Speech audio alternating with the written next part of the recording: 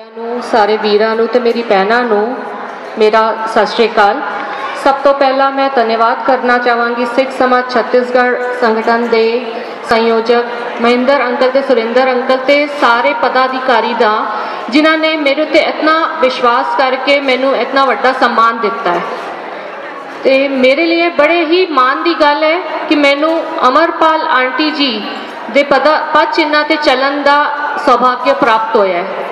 जिस तरह आंटी जी ने अपने कार्यकाल विच इस सिख समाज छत्तीसगढ़ नूं इतनी नई ऊंचाई पे पहुँचाया है, मेरा भी पूरा मेरी कोशिश रहेगी कि मैं उन्होंने बरकरार रखते हुए अगा होर बढ़ावांगी। लेकिन मेरा मानना है ये कि कोई भी कारज सफल ताई होंदा कि असीं सारे मिलजुल कर एक दूजे का हाथ फाथ के पूरा सारिਆਂ ਦਾ सहयोग रहे तो असीं पूरा कारज सफल कर सकते हैं।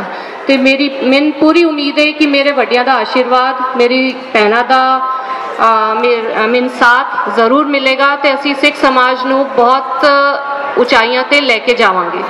अज दा जिहड़ा प्रोग्राम सी सिख युवा विंग दा उन्हां लई मैं दो शब्द कहना चाहांगी। मंजिल उनको मिलती है जिनके सपनों में जान होती है। मंजिल उनको मिलती है जिनके सपनों में जान होती है। सिर्फ पंखों से कुछ नहीं होता दोस्तों, हौसलों से उड़ान होती है। और मेरे सारे युवा वीरां ते बहुत ज़्यादा हौसला है तो उन्हां दी मंजिलां दूर नहीं ने। I wish all of you all the best for your career. Thank you.